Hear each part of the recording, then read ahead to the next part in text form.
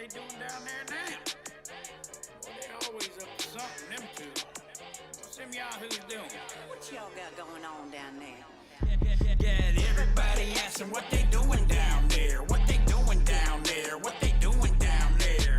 Everybody asking what they gon' do now. What they gon' do now. What they gon' do now. Everybody asking what they doing down there. What they doing down there. What they doing down there. Everybody asking what they doing down there. We just trying to make a difference with the bass and the snare. And you can call me Bon Jovi cause we're living on a prayer. We got everybody asking what we doing down here. Down here in the swamps, in the woods where we roam. Got mud on my tires, hang my hat and I'm home. Tell them about The hustle is hard, but the rewards are sweet. Every challenge that we meet, we refuse defeat. We got that sun on our faces and the wind in our hair. Hey, welcome. 239 Live. Today is St. Patty's Day. I got a little special graphic for you. St. Patty's Day. And no, it's not Pat Jira's Day. It's St. Patrick's Day.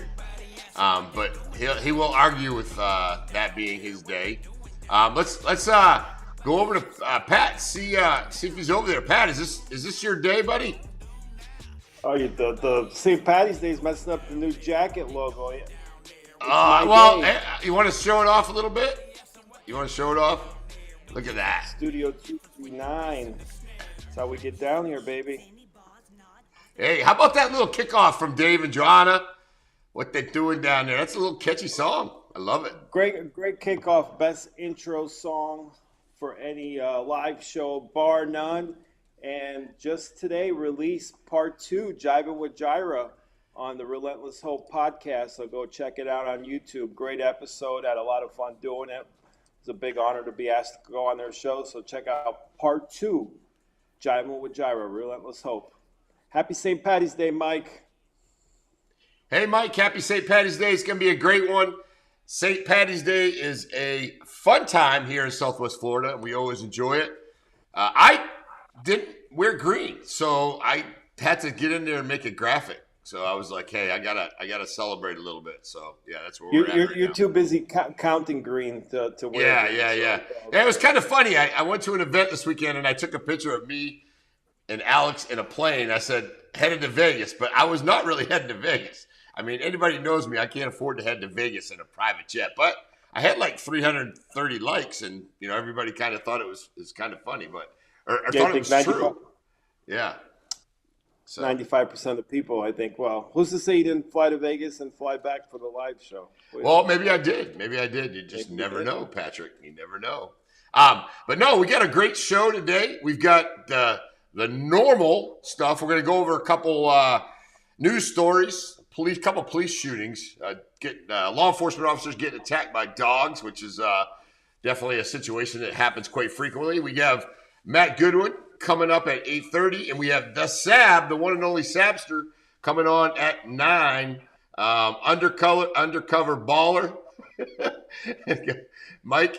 But yeah, look at Patrick. He's dressed in all of his 239 gear. I mean, what would you do without the studio? Yeah, I don't know. The hottest podcast studio in all of Southwest Florida, Tim. It's just not a podcast studio. It's and that brings up a good opportunity to let everybody know, hey, listen, we do podcasts here. I kind of want to go in to our studio here real quick, and this is coming along really good. So hang on. This is like the first look of our studio. That is live. That's a live picture right there. So yeah, that's our studio. Starting Wednesday, we hope, right? To do well, we got a couple things we want to do as soon as the show's done today. We got a few final touches and preparations. So we're hoping we get the studio up and running, and it's going to be amazing. Exciting times here at the 239. Yeah, we're excited. Got a little buzz going on about the 239 live. People talking to us. Want to jump on. A couple of restaurants even reached out to us about doing a food review, which will start this Thursday. Myself, you, and Chef Blake Becker. And shout out to Tigris Restaurant, Rooftop Restaurant. They collaborated on the post that Chef Becker, or ID, did a food review at. So a lot of fun stuff in store, Tim. And you want to throw up the sponsorship possibilities that we have too? People can reach out to us here at Studio 239 if they're interested in advertising, sponsoring on the 239 Live, or interested in podcast space to do a podcast or social media. We have a lot of exciting projects. I think on Friday alone, 3 new clients we picked up for Studio 239. So definitely a great buzz and a lot of great energy here at Studio 239. As Blake Becker would say, it's not just a podcast studio, it's a movement. And your story starts here, so that's good. Yes, it's a movement. Mm-hmm. Happy St. Patty's, Meredith. Thank you for jumping on. And guess who else is on? Look who else is on. Your mother's on. Yeah, your mother's on. Hey, Chica, I know that that name was for Patrick. This was made for you, for him. Yeah, for sure. I think so. It's a national holiday. I don't wear green, Blake. Look at. Oops, you drinking, wrong way. Drinking green. Green. I'm drinking green ginger ale. So that's what I got. Meredith, you need a T-shirt. I'll get you one. I promise you. We got you. I think a few people said I need a shirt, but you got to give us like a message of where to get it in a size, so I can get it to you, and I'd be glad to send it out to you. Yeah, reach out to us. We'll take care of you. We got some cool shirts coming here, hopefully in the next couple of weeks too. Some different. We're doing a couple finals on those. Yeah. But no, it was great show. And speaking of sponsors, I wanted to definitely make sure that we bring up our one and only favorite sponsor of today's podcast. Maybe not tomorrow's, but of today's podcast. It's my favorite personal sponsor. And my personal sponsor, but yeah, let's bring it up. Becker Custom Builders. Blake Becker and his team are always about luxury design, top-notch quality, and giving you the best experience imaginable. Becker Custom Builders are experts in building your dream kitchen, bathroom, or even making your outdoor kitchen area a reality. They will take your plain house and make it into a cozy, welcoming home. So if you're looking to upgrade your space, Becker Custom Builders is the only place to look. They've got you covered. Blake and his team have whipped up the studio in no time, and it's looking great. Remember, contact Becker Custom Builders. Wow, you gotta love Blake Becker over there. Becker Custom Builders doing so much for the studio. Was able to get our studio going really quick. Again, I want to show you a couple more pictures of it. This is the studio center. Sneak peek. The right side. Blake, if you get a chance, swing on over after the show or before the show. You know how to get in. And, give us some ideas here at the end, because we're getting ready to wrap this thing up. And we're super excited about it. So, yeah, absolutely. Are you pumped about the studio, Patrick? I'm so pumped. I invited 14 guests for. That's my problem. Patrick's loves to have a bunch of his fan club over here. Some of them aren't always that fun to be with. One person. No, we don't talk about that here. We got a great group of people here. So if you don't know us, we play this game called Stump Pat Jira, and I'm actually kind of, I don't know. We got to add a little bit of an element to it, because Stump Pat Jira is a fun game, but how Stump Pat Jira is played is, man, I got to get your thing up here, Pat. Just a second. I'll make sure I got the right display. But yeah, if you want to play Stump Pat Jira, it's actually a pretty easy game. So if you are familiar, if you know an NFL player that has played, say in the last, let's say 15 to 20 years, 1995 and up, Pat Jira, again, a lot of information, and I won't say useless knowledge because his mom's listening. But you might agree with you. If you can provide the name of the football player that's played in the NFL or has played in the NFL, Pat Jira will give you the college team he played on. So this is actually pretty good. So, and what did they win? And what did they win at the Stump? And the great thing is you win a T-shirt at the Alamo, or you get one free shooting session. Cody Scott over at the Alamo, the GM, has given one free shooting session, which is awesome.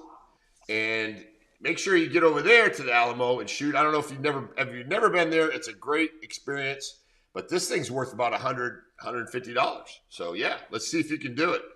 Again, Sab is probably, I don't know if we can let Sab play because he's one of our Sab can play, but Sab members. usually wakes up around 8:30. So he didn't get up early enough. So yeah, I don't know. So maybe it's not the one. But let's go on to a couple stories. We got a few things before I do these stories. I always like to play a little disclaimer. The content that we are looking at is not reflective of Studio 239 LLC. And the images and all the information is not regarded as being, innocent and proven guilty. And it's basically information that is alleged, right? Patrick, is alleged to have happened. Love that. Allegedly. So, yeah, that's good. This first story is kind of, I don't know, there's many dog lovers on here. I know that we have a bunch of them. I got a few comments here. I want to bring those up too. Multitask. Definitely multitasking, Meredith, for sure. Let's do that. But I know we have some dog lovers, but dogs, anytime that law enforcement are involved, it's a very fine and tricky situation, because when you have dogs that attack you, you know that these dogs are really just trying to protect their owners. So police officers in general do not want to have to kill a dog. They do not want to get involved with dogs in a negative capacity, because for the most part, they're protecting their owner. So I want to show you a video. This comes out of, I believe this is in New Jersey, where these dogs attacked. There was a situation where they had a search warrant. They had the potential to go up there, and they were going to go in and check. Supposedly, there was drug dealers. But I want you to pay attention to the dog's name. There's Chocolate Chip and Salami Mommy. That's the names of the dogs. So, yeah, I want you to hear this story. It's pretty good. That's the nickname I have for you, Tim. That's right. When police are rolling up to a Webster store in full tactical gear, police operating on intel that the shop is allegedly selling drugs to minors. Now, once inside, officers break down a glass partition, and you can see two unleashed pit bulls go after the police. The dogs are tased and pepper sprayed, but that doesn't stop them from going after the officers. Chief Mike Shaw describes what police officers met at the door. The dogs got agitated when the officers made entry to take the suspects in. The dogs attacked one officer straight away and bit him in the leg, where he actually required about, I think, 11 stitches. Now, another officer is also attacked by a pit bull. Several officers ended up going to the hospital and still being treated for dog bites and undergoing a series of rabies shots. The two suspects were arrested and charged with a variety of drug and weapons charges. As for the animals, Chocolate Chip and Salami Mommy, yes, those are the names. Because they have no vaccination records, they are in quarantine for 10 days, and then their owners will be able to claim them. Those suspects are now out. Patrick, Salami Mommy, what do you think about it? Give me your rundown. I thought that was the nickname between me and you. I didn't know that caught on so quick. You are the Salami Mommy. Yeah, tell me what your thought is on the dogs. Sad situation, but obviously if police officers are in harm's way, they try to pepper spray the dogs and calm them down. Let me ask you a question, though, Tim, in your law enforcement career.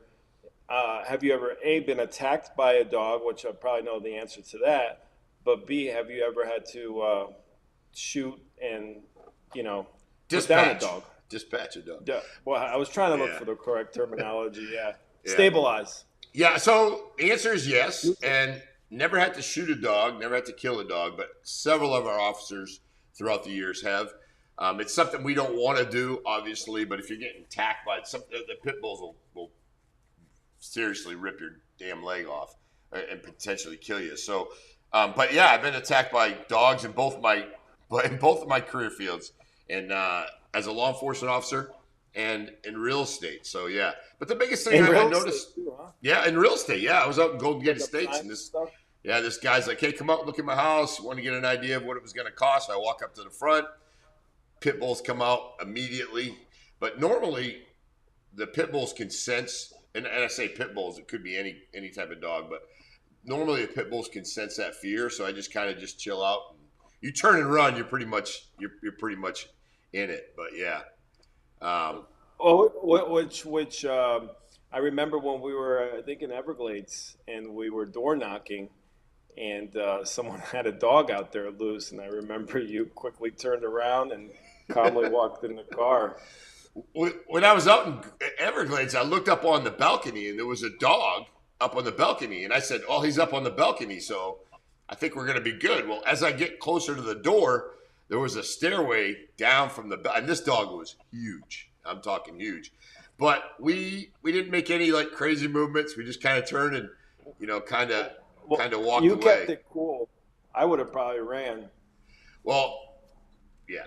I mean, it's a natural instinct. I know you and bears and dogs and animals and all that. Tigers Tigers and all that stuff. But yeah, it is an automatic thing. But one of the things I will tell you is police officers in general do not want to shoot dogs. Trust me, they do not want to shoot people. They go in and they try to handle the situation. If you saw these guys, they had a lot of restraint. I will tell you, those tasers on a dog, it just pisses them off. So they work on people, but not so good on the dogs. How about you test the taser out on me on a 239 Live? I've never been tasered. We could probably do that. I don't think we could get anybody from the agency to do it, because we could send you through the Citizens Academy and have you do that. Good morning, Michelle. Happy St. Patty's Day. Morning, Gotta get you back on again. But yeah, the taser's an interesting feeling. Somebody told me it's like, well, I got the probes, but their description was good. They said it feels like someone with a sledgehammer from the inside out in your body. Boom, boom, boom, boom. Once you have it, you won't want it again. Don't tase me, brah. Don't tase me, bro. No, definitely. That usually winds up not good. So yeah, but not a happy ending. But yeah, not a true happy ending, right? Just got that. So yeah, so. This is, very serious. So police officers, I got another video I want to show you here. This is up in New Jersey as well, where they're fending off a guy who charges them with two swords. And we get this all the time. People are like, well, did you have to shoot him and kill him? Why didn't you shoot him in the leg? Why didn't you shoot him in the arm? As you will see in this video that I'm going to play, that things happen extremely quick, and you really don't have a whole lot of time to be thinking about where I'm going to place the round. Also, there have been shootouts inside an elevator where 15 and 16 rounds have been fired and they didn't even hit each other. So people have this misconception that it's easy to hit somebody, hit their arm, hit their hand, hit their leg, and stop them from doing what they're doing there. Police officers don't shoot to kill, they shoot to stop the subject, and they shoot to hit center of mass. And that's kind of what, and obviously we don't want anybody to die, but if that does happen, it's unfortunate, but that's the way it goes. Check this video out real quick. I want you to watch this and tell me how quick this officer had. These guys were kind of trying to negotiate, and the guy automatically comes down the stairs pretty quickly. But let's go ahead and take a peek at this. Down. Drop him down. Drop him. Shot fired. Don't move. Drop the knives. Drop the knives. Get back. Do not move. Turn over. All right. In this situation, the guy came down the stairs, had police officers ready and waiting, and he comes down with a sword, and they had to basically. He didn't die. He got shot 5 times, didn't die. Yeah. Officer there looked like Emilio Estevez in Young Guns, boy. He was ready. Yeah. Ready to fire. And a lot of times people say, well, did you have to shoot him 5 times? Did you have to shoot him 10 times? You have to shoot him, as many times you did. Usually stop them. You shoot until they stop doing what they're doing. And I will tell you, there's a a reflex, right? So when one officer shoots somebody, then a lot of times the other officers will, shoot as well Follow because suit. they're doing what they hear and see and feel, and I will tell you that sometimes people, if somebody's with a knife, if somebody's within 21 feet of you, they can actually get to you sometimes before you can get your weapon drawn. So that's a big misconception that, hey, it's just a knife. What can they do, in a knife? So Yeah, with the come knife. charging at you. Yeah, absolutely. Yeah. Especially a sword of whatnot. So yeah, if anybody's got any comments or anybody has got anything to add to those stories, those are kind of interesting. We're gonna try to throw up some of those because that's kind of like where I come in as far as my law enforcement background. So I don't enjoy officer involved shootings, but it's good to sit down and talk about them. And yeah, good. Mike writes in, who the hell thinks they're going to win running at a cop with a drawn weapon is a good idea? Well, you know what happens, Mike? A lot of times in these situations, these people aren't thinking clearly. They're under the influence of something. They just ran from the police. And I'll be honest with you, many times they don't care if they're alive or dead. They're at that situation where they, are willing to. It's death by cop type of situation, and they've actually prepared mentally for that, which it's very unfortunate, for sure. Yeah, no doubt. Any other questions, Pat? You see some of this stuff going on, and I mean, do you as a citizen have any questions, or do you think about things a little bit differently, or what's your perspective? As far as police reacting and neutralizing dogs and people, basically what you're saying? Yeah, I mean, yeah, that would be, yeah. I mean, obviously the police officers have to do what's best, and like you said, it's such a split-second decision. I couldn't imagine having to, kind of live that. So they got to do what's best, and I would say 98% of the time they do what's best and what's right. Every now and then you will have a situation where maybe a cop acts over aggressively or improperly, but overall, and so especially in Collier County, I think, we talked about it a couple of weeks ago. I think we have a great police force, Sheriff Rambos, Colonel Bloom, Rich Hampton. So it's funny. I lived on the other coast for a year, and remember coming back and moving to Naples, and just what a difference from just a safety standpoint. And I know you don't want to hear this, and I remember when I told Colonel Bloom, he hates hearing it, but like here you feel safe to leave your car unlocked. That's how, not everywhere in Naples, but we're just blessed to live in a community that's patrolled really well by the Collier County Sheriff's Office. So. Well, I think what's happened, and it's a good thing, right? So we feel pretty comfortable in Collier County because we are in a good community. We have good law enforcement. We have people that care about their communities. So I think what happens is if you have people that call the police, you have people that care about their communities, it all helps, because the law enforcement agency can't do it themselves. We need the support from the community, and I think that really helps us tremendously. Now, obviously, the population has increased in Collier County over the last 15, 20 plus years. What about the crime rate statistics, Tim, over the last 10 years? If they've gone up, gone down, kind of stay flat? Because you said something interesting to me. I actually already kind of knew it, but Blake, we were talking about with Blake at lunch, saying, well, with the increased population, we've increased police force in Collier County, and you said no, that's not the case. Well, we actually have less police officers on the street today than we did back even 10 or 15 years ago, which is, a testament to good policing. It's a testament to technology. It's a testament to our community. But what happens is there's a tipping point. When is that going to go the other direction? Sheriff Rambos and the men and women at the Collier County Sheriff's Office have always really pushed crime down. And when I say pushed it down, is they've encouraged people to report. So that's not an issue, because what happens is some jurisdictions, your chiefs, your sheriffs will be like, don't report the crime. We won't have to worry about it. In our situation here in Collier County Sheriff's Office, when I worked there, We'd rather have it reported than not reported, because what happens is when that's reported, we can get the word out to everybody else and let them know. Plus, we want to let people know the real numbers. But I will tell you that the crime overall goes down. Now, some of it's based on population, so it's a percentage. How many crimes per 100,000 people or 10,000 people. But I know we've had drastic reductions in sheer numbers of crimes here in our county we've kept track of that for the last 30 years, and it's continues. So we've had a couple spikes, but nothing too crazy.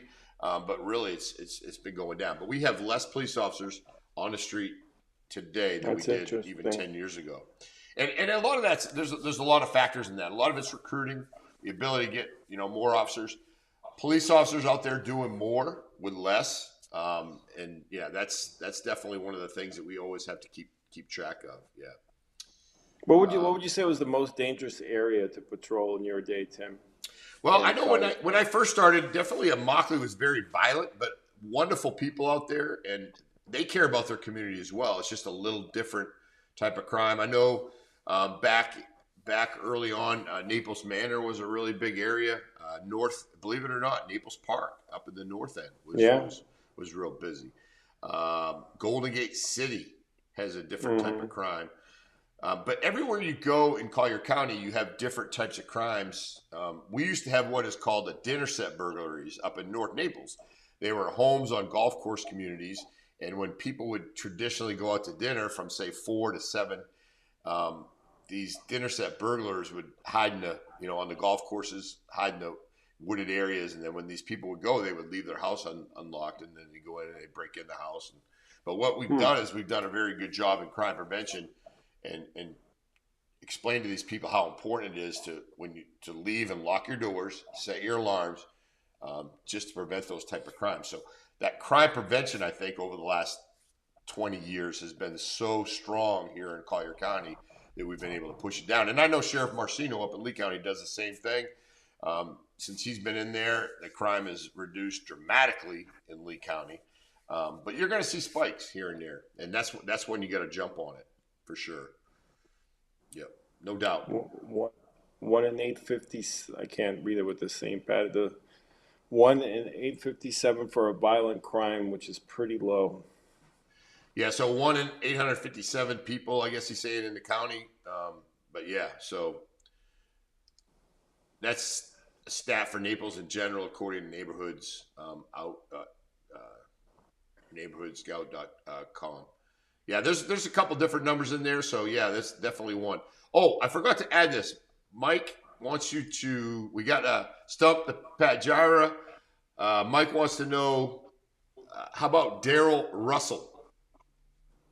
Daryl Russell was the second overall pick. I want to say in the 90. Might have the draft wrong. 96 or 97. Daryl Russell went to USC. He was a dominant defensive tackle. Unfortunately, he didn't really translate into the NFL, and I believe he passed away at a young age too, if I'm not mistaken. But Daryl Russell, 100%, definitely went to University of Southern California. He's a Trojan. All right, hit me up. Is he right, Mike? Is he right? We want to find out. That one's no doubt. Meredith goes, I remember that, 1997. Is that the year you graduated, Meredith? What is she talking about, 1997? I think she was just saying something about the year. Oh, the draft. Yeah, the draft. Sure, you're not talking about the wine?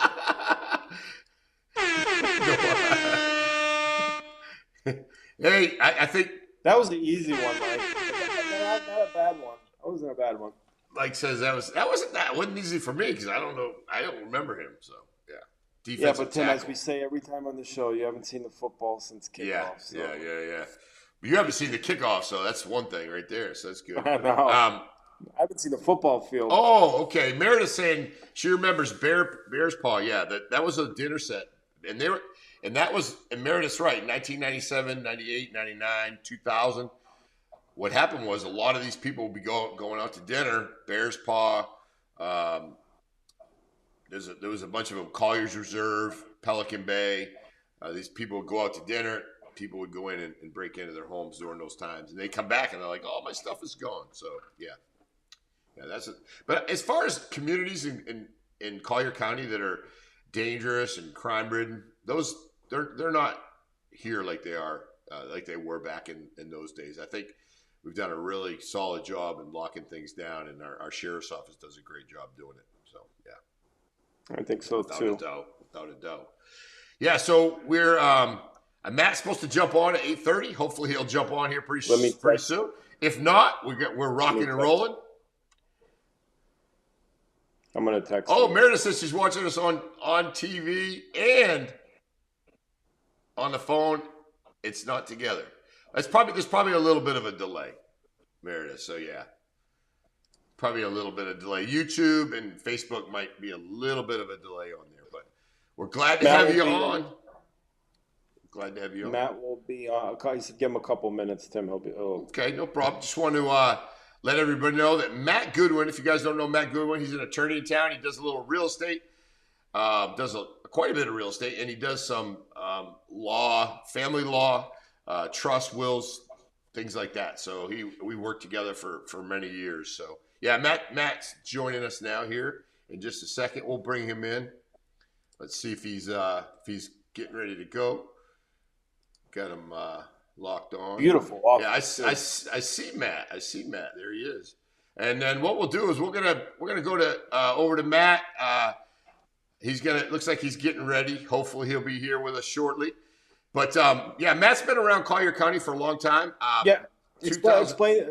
Yeah. Real quick, Tim, explain not only what Matt does, but your relationship and how far it goes back with Matt Goodwin. Yeah, so I met Matt in 2000, I believe it was like 2017, and Matt had an office near me, and I started out in my real estate world, nights and weekends, busting, doing some real estate, and his office was a couple doors down. We became really good friends, and we've been friends ever since, and we don't hang out near as much as we should, but we try to.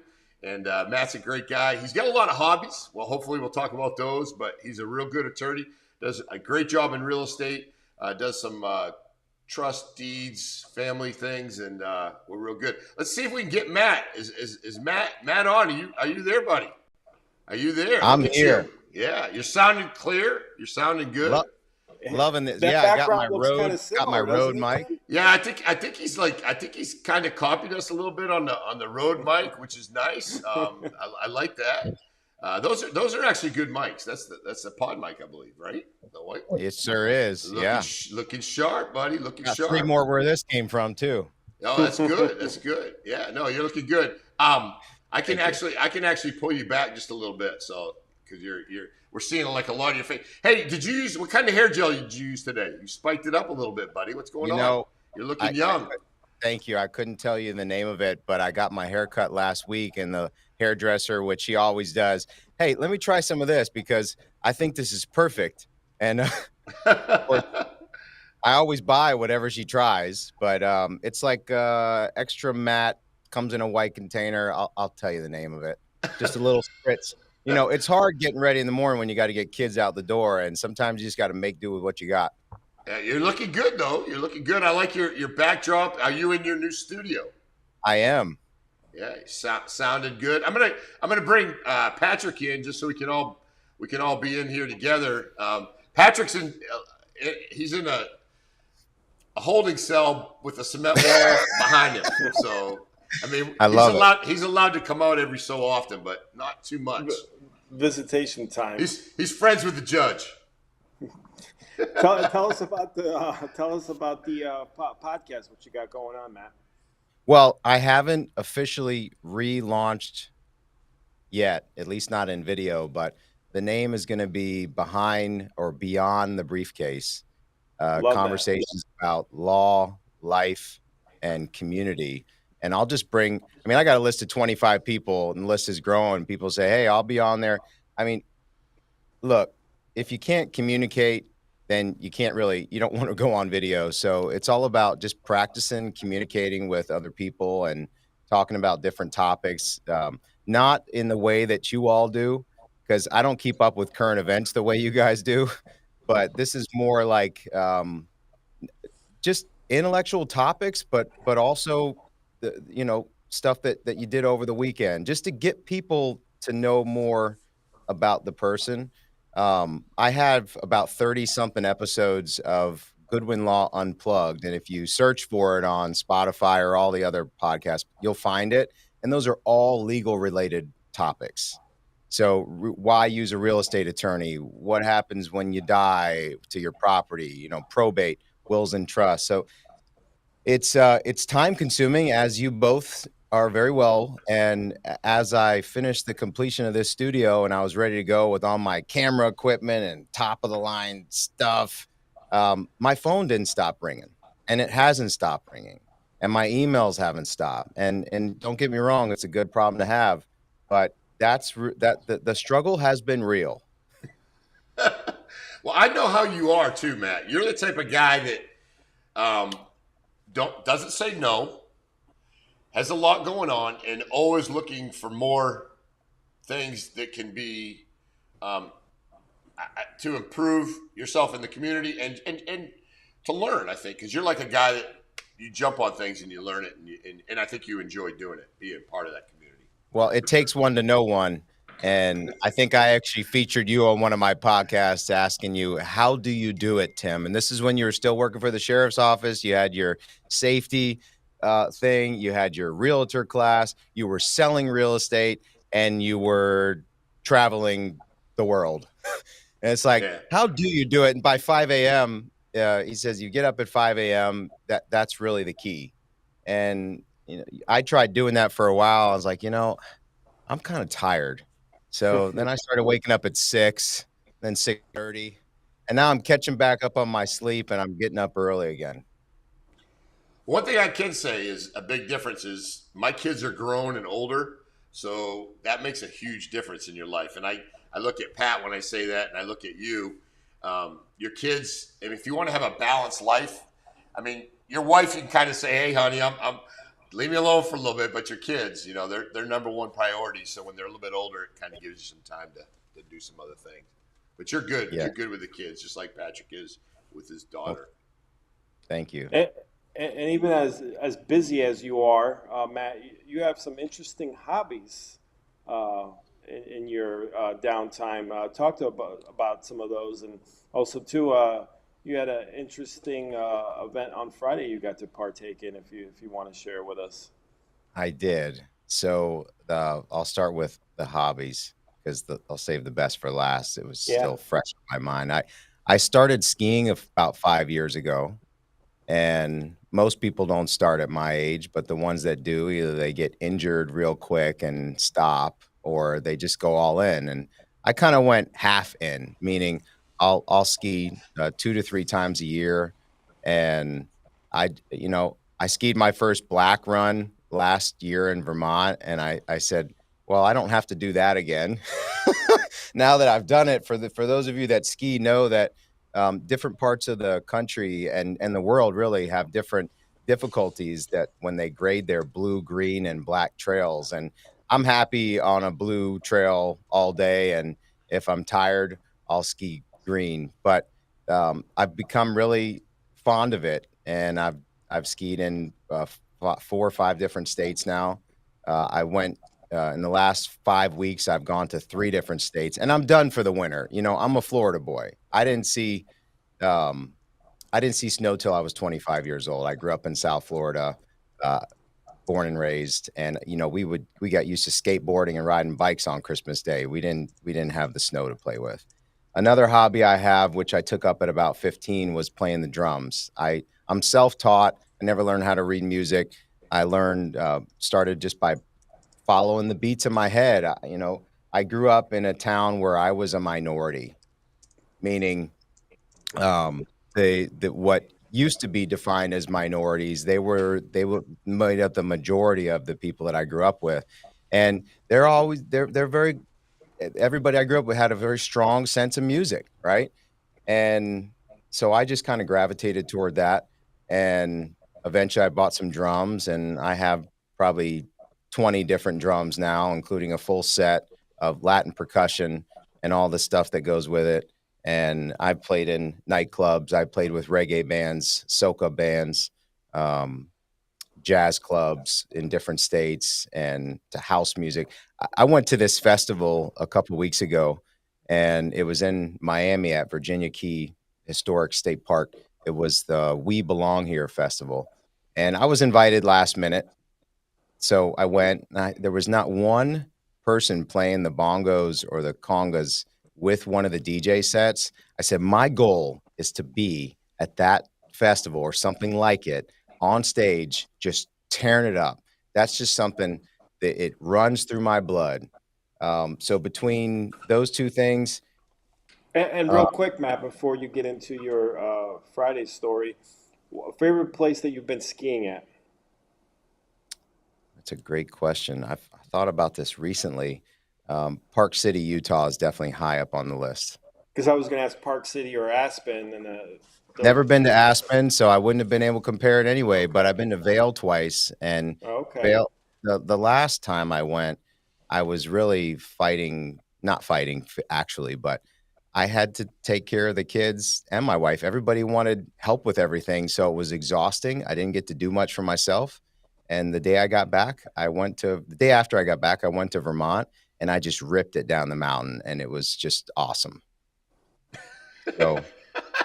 Yeah, that part of the country actually is a fun place to go skiing. I did Sugarloaf up in Maine and Vermont. Yeah, but it really was. The last time I went skiing though, man, I tell you, I was sore for days. I was like, holy crap! I went down the mountain a couple times, and I was like, all right, I'm good. I'm going to have some drinks at the clubhouse. Going to the bar. Going to the hot tub. Yeah, hot tub, yeah. Then you're in the hot tub. You're like, yeah, I skied down. You got all these guys. I ripped it. Black diamonds all the way. Straight ice, crazy. Yeah, what they don't know won't hurt them, right? No, hell no. I put on my Facebook, I just took a picture with Alex on Friday. We went to an event, beautiful event. Thank you, Nick Richmond, for the invite. Public safety, community school, big event there. So we go, and I took a picture in front of a jet, and I go, headed to Vegas. So everybody, like 326 likes and a whole bunch of comments. Good luck, have a good time. And I'm like, do you guys really think that I can fly a jet to Vegas? I mean, come on. Oh, but no, God. It was funny, though. It was funny. I didn't say anything till the end. I was kind of like, hey, they think I'm going to Vegas. So, no, it was good. Yeah, that's funny. Fun with it. Yeah. But, what'd you have going on Friday, Matt? So several months ago, I bid and won an auction item through one of the realtors' political action committees across the state. And RPAC, big supporter for the last several years. And it was for a day at the range, a shooting experience in the Lee County Sheriff's Office, Lee County Sheriff's Range out in, I don't know if it was Alva. No, that's where I was yesterday. Anyhow, it's an indoor range. It's where they do their training, and they have a ton of military that trains there as well. It was absolutely an incredible experience. I actually have content that I recorded from the tour. I took 3 guys with me. I haven't even had time to process it. Took 3 guys with me, and we shot. First of all, the safety trainer there that trains all the cadets that come through and runs these intense courses. He took us a tour of the whole facility. Nobody was on the range that day except for us, and they have a giant 2 indoor spaces in that place. He showed us where they clean the guns, where they do their drills indoors, where they fix the guns, where they train on safety, and where they store the guns. All the arsenal that the Lee County has out there with the SWAT team. One of the member of the SWAT team, sniper on the sniper team, showed us his personal gun that he had just finished cleaning, and just showed us all the ins and outs. And then after about an hour to an hour and a half of that, we shot guns for another hour and a half. And there were 4 deputies there, or sergeants, just all these guys, including this guy named Jimmy, he called himself the janitor, but you call him the gun janitor because this guy will take any gun apart and put it back together. And just a wealth of information. And they had like 6 or 7 clips loaded on 7 different guns, preloaded for us. And then when we were done, I'm loading them up. Before I could finish loading them, they're reloading clips for us. I mean, these guys took such good care of us. Mad props to the Lee County sheriffs that are running that operation out there. And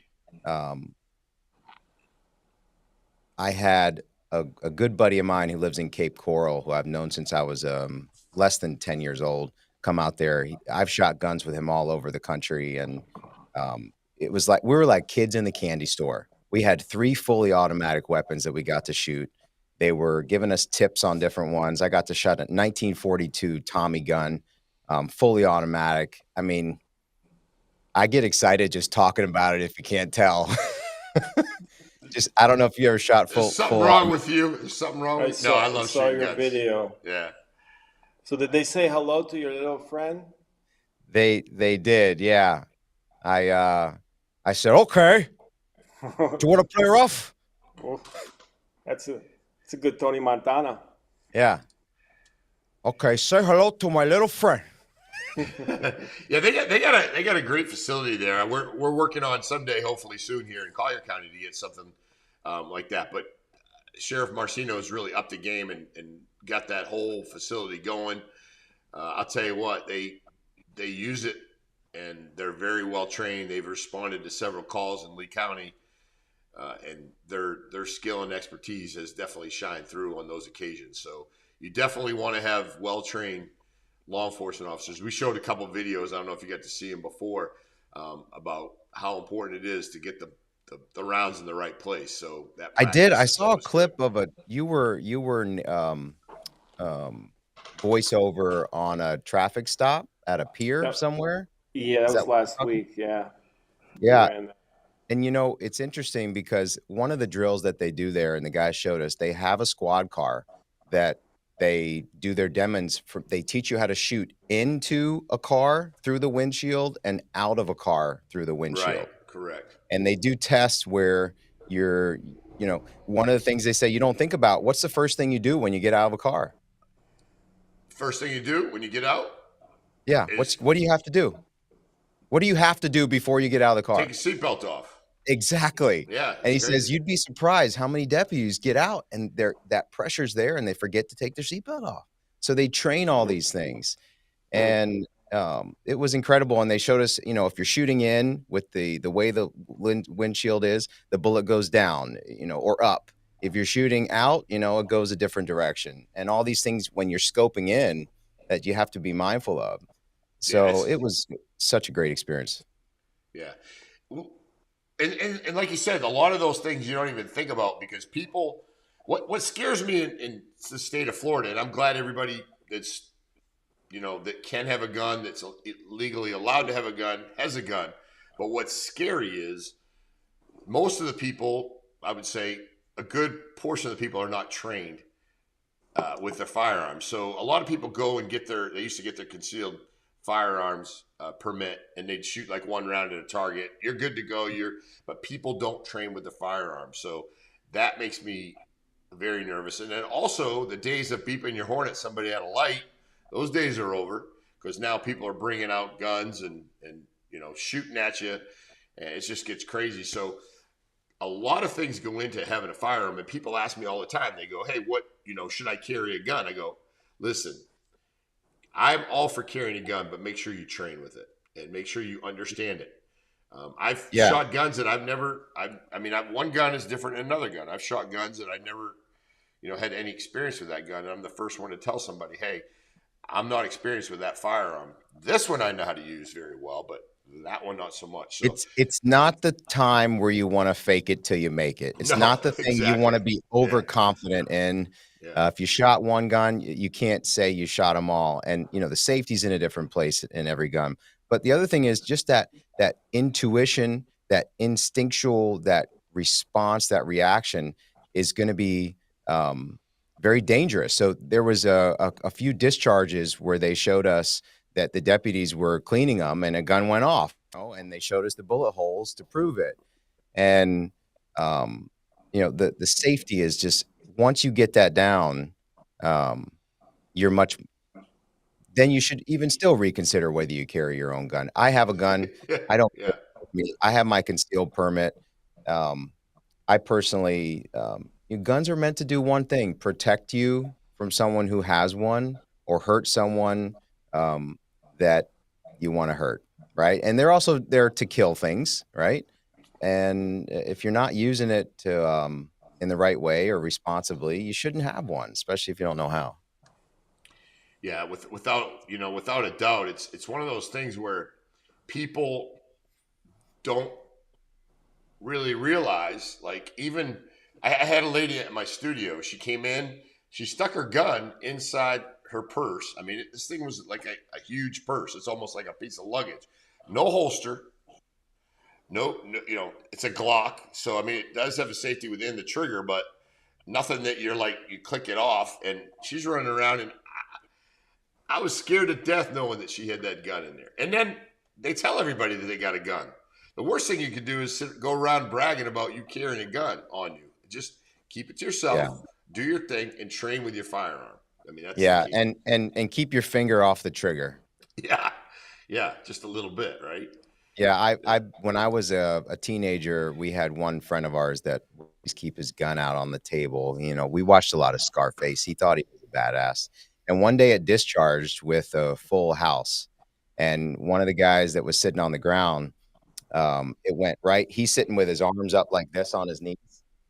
And he's on the ground. It went right through here in his jacket, right between his arm and his armpit. He gets up. And He you gets were up. there? I was there. I was to the left. He's like, Holy crap. divine intervention, dude. And he just splits out the front door. Cheddar Bob. What's that? Cheddar Bob. Remember Cheddar Bob from 8 Mile? That would he was like a Cheddar Bob. Let me tell you, he kind of looked like him too. Ouch. Hey, while we get you, Matt, we want to talk some real estate news with Matt. Yeah. Little real estate, obviously real estate in Turning Town, and you've done a lot of my transactions as far as a title company. Always does a good job. We are seeing a little bit of I wouldn't say a slump in a slump necessarily, but we're seeing a switch, right? We're going from a seller's market to a buyer's market, a lot of inventory. People are kind of a little bit staggered, but one of the big concerns we are having in Florida in general is the condo issue. The condos, the cost of owning a condo, the maintenance fees, the insurance, HOAs. So we do have like one little slide up here discussing, the condos, and maybe I'll bring that back up here in just a second, but maybe give us a little rundown on, what's some of the reasoning behind these condos, and why are they having such a difficult time getting sold and things like that? What you're seeing? Well, it's more expensive to own a condo now and risky than ever before. And one of the things that revealed how expensive it is the requirement to have a reserve study done, right? So any condos that I'm not going to get into the law, because I taught a class on this to a group of realtors, a couple of them in the last few weeks, and it can easily fill an hour's time. So giving you the ins and outs, but all of the condos associations, because they're required to forecast out 30 years what these improvements are going to be, and there's so much uncertainty with the insurance market as well. So you have taxes have gone up, right? Just like with every other property in town, but also we've had storm surges on the West Coast. Started with Ian, and then Milton and Helene. Some people got hit for all three in those low-lying areas. And the condo fees have, at the same time, these structural integrity surveys and these reserve studies have shown let's say they have to amortize out and as through a special assessment and through increase in their periodic assessments, how it's all the costs being passed on to the owners. So I'll give you an example. We bought a condo in Marco Island this summer, and we're VRBOing it now. We intended on renovating it and such, but I was able to acquire that for $100,000 less than it was purchased from by the seller, less than the guy we purchased it from bought it for in 2021. Now, if you think about that time for a minute, prices continued to appreciate after 2021. Okay. And then they didn't start to come down or taper off until 2023, 2024. Well, 2024, we got this condo. They experienced probably a 40-50% increase in their condo fees. And this is happening all across the coastline, probably just as much on the East Coast. But if you're an investor, you're looking for the greater the margin you have, the better, right? And if your margins have been eaten up by an increase in mandatory fees, then you're going to look elsewhere. So that's the short side of it. Yeah, and I think the fear of the unknown too, right? Because you go into one of these deals and then you don't know the next quarter, the next year, the next 5 years where are these fees going to. And I know that state legislation has kicked in and they're trying to do something to it, but it's still a cost. It's got to be paid by somebody, and they're going to split it up. You know. That's right. They're going to pass it on to the persons that are owning there. So it's become more expensive to own. That's the major reason. But then, like you had already pointed out, the inventory is high. It's now a buyer's market. The inventory, I don't have the numbers in front of me, but a few months ago, we had we had Carol and Carol talk to us, Cindy Carroll, who I know you've seen speak many times. Mm-hmm. They do such a good job at analyzing all of the different neighborhoods and different price points. And the months of inventory is what they track. And what they are forecasting is that because of the high months of inventory in the majority of neighborhoods, not just a few like it started, but the prices have to correct. You still have a lot of people that want to buy and live and own property in Southwest Florida, whether they already own it here or whether they want to relocate here. But what we're seeing is a lot of backdoor deals being done between sellers and buyers who maybe they already rent in the community and they've been coming for years. So we're doing more for sale by owner transactions than ever before. It seems like I'm getting 1 to 3 calls a week, whereas we used to get 1 to 2 calls a month, even as recently as 2023. So we've been seeing an increase. We're preparing these contracts. And it's a change in the way we're doing business too, because there are no realtors involved. And so if you're not selling real estate every day, you're not in the zone of the way a realtor has to be. So we're helping them with their negotiations. We're putting the right forms together. We're adding the special language, and we're just seeing a shift into the way people are selling their homes, because if they can save on real estate commissions, then that's going to make them be able to sell their house for less money. And don't get me wrong, I am not advocating that you attempt to do that. I'm just telling you that that's what we're seeing.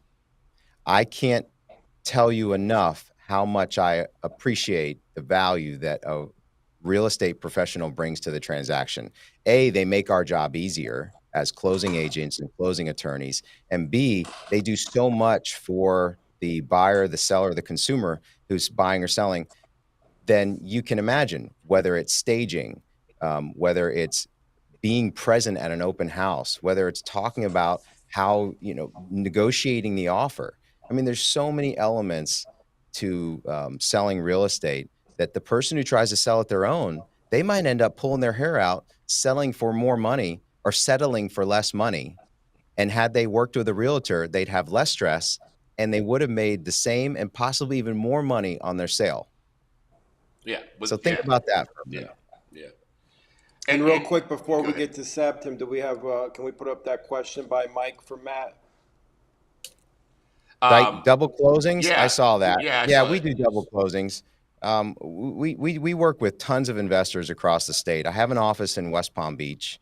I used to have one in Tampa and Fort Myers, and we've dealt with contract assignments.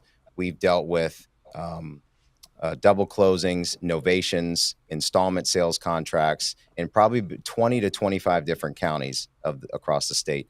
The way that works is somebody out there finds a property that's distressed or that's being willing to be sold for less money. They get it under contract, and then they assign it to somebody who's willing to pay more.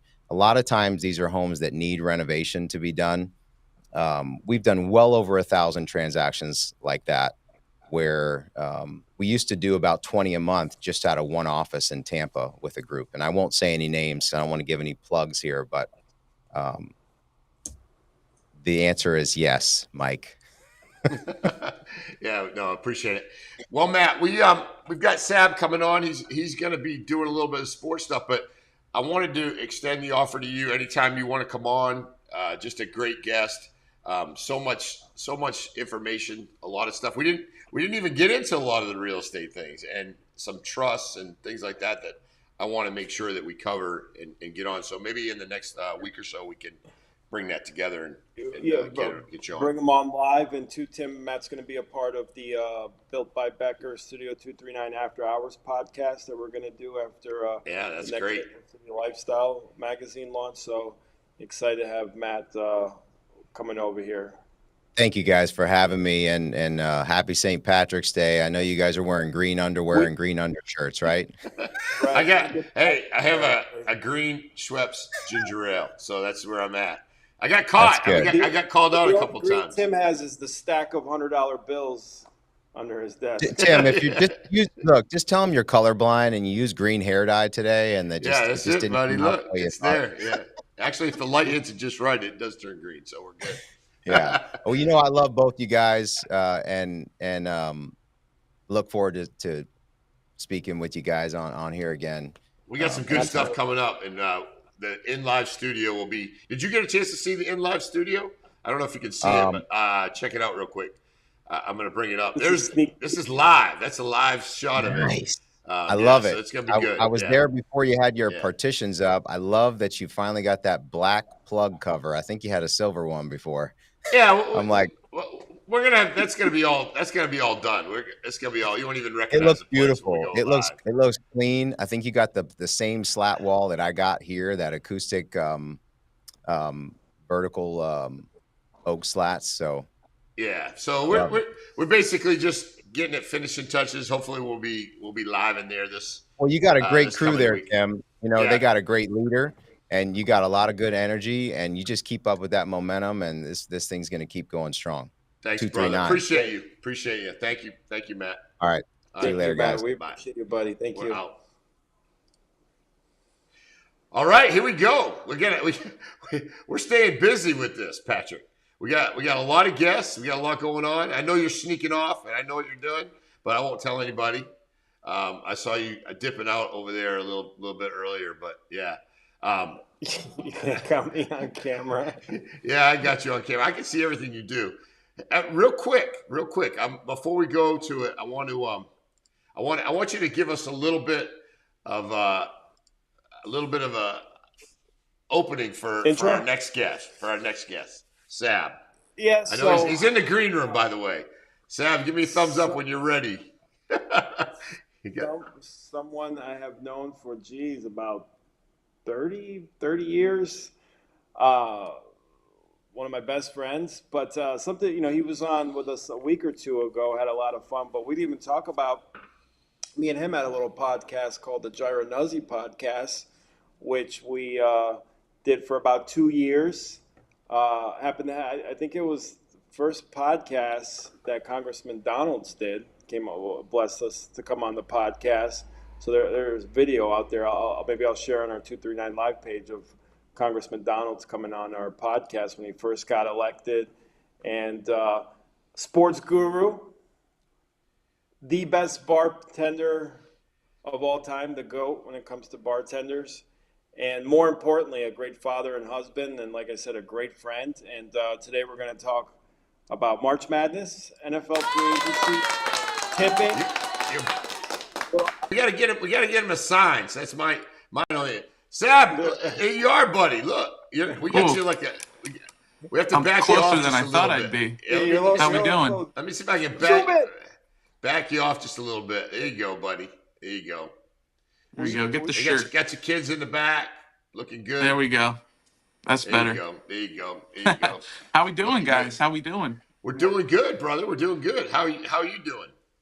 I'm great. After that intro, I don't think I have to say anything. So I'll just sit here and, after those kind words from Patrick, I mean, it's but it is March Madness, baby. It is bracket time. Everyone's filling out their brackets. I know I filled out one already. I've got 2 more waiting, and I'm just ready to get into this. This is the second best time of year. Obviously, the NFL is the best time of year. So what do you got? Let's get right into it. I'm gonna be. Oh yeah, I got some stuff for you Mike guys. says, "Love the shirt, Sab. Love the shirt." Thank you, Mike. Yes, and so basically, I'm an SEC guy. I'm a Florida Gator fan. The SEC has been the toughest. Yeah, the SEC has been the toughest conference all season long. It's now the toughest conference in basketball. It's always the toughest conference in football. They're basically just taking over college sports, but that's beside the point.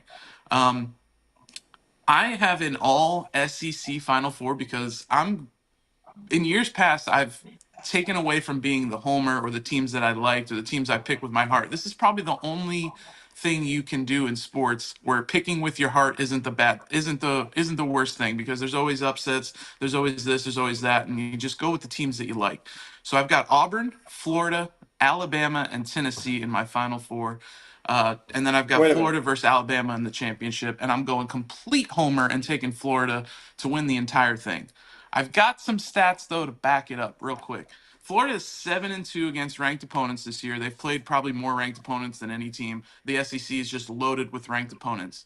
You have 4 teams in the SEC that have been in the top 10 more than any other teams this year. You've got, other than Duke, you've got Florida, Auburn, Tennessee, and Alabama.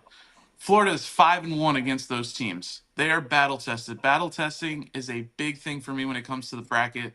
And Florida is the most battle-tested team with the most results. They've beaten the number 1 team twice, Auburn at the time in Auburn, and they beat Tennessee when they were number 1 by 30. So this team is just one of the best teams, probably the best Florida team we've seen since that back-to-back championship seasons. So I think it's Florida's tournament to lose. I think they're ready.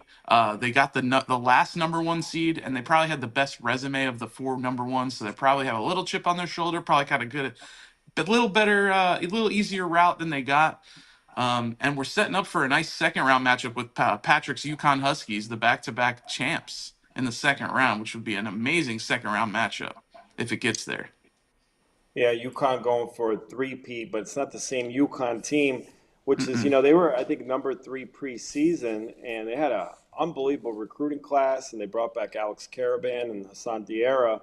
But something's just off with that team. They're just not playing at that UConn level, the ball movement, the defense. So it's not the same UConn team, but definitely probably as a Gators fan, a team you would not want to play, especially in the second round.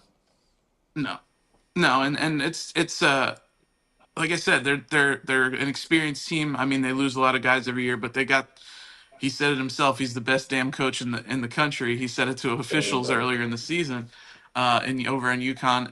And so that's a tough round 1, if I'm not mistaken. Yeah. Oh, no, sorry, that's Gonzaga. I'm sorry. They got round 1? Oklahoma, another SEC team. Oklahoma, yeah. So another team that's gotten kind of beaten up in the SEC got in because of their strength of schedule.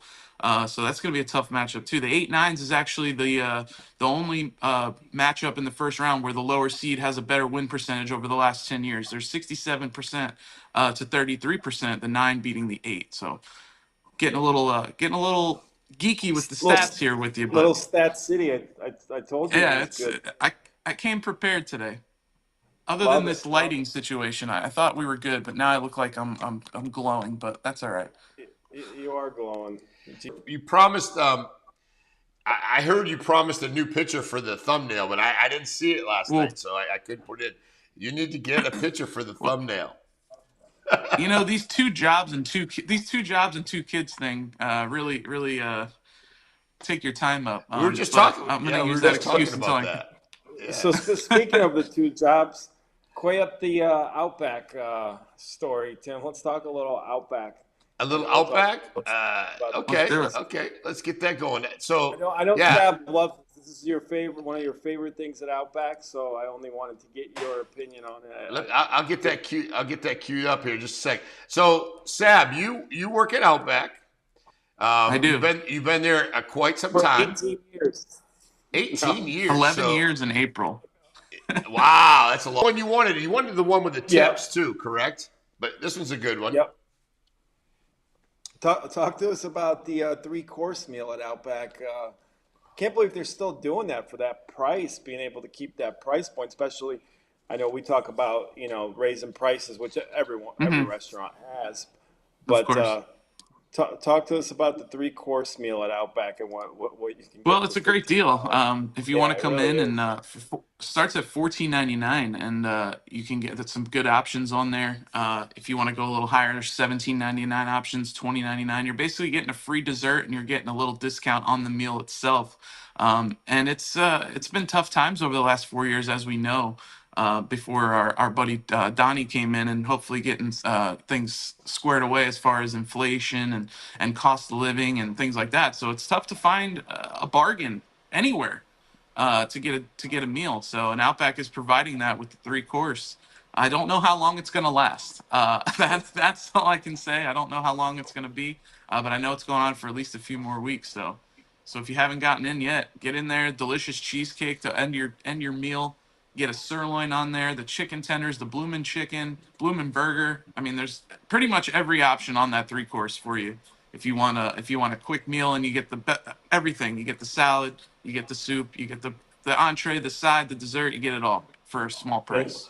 And great service. Well, yeah, that comes. Great service.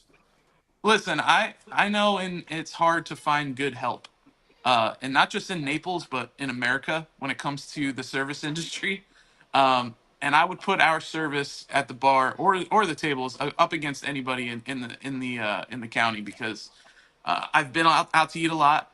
As a bartender, you go out to eat a lot. My wife and I like to eat out, and it's tough sledding at a lot of places. So definitely come in. Give some shout outs to some of the people working at Outback. I'll clip it up. Oh gosh, and, we can. Well, my sister, for one, she's a bartender as well. Noelle, she does a great job when I'm not there or when I am there. I got a guy named Patrick who's a great server there.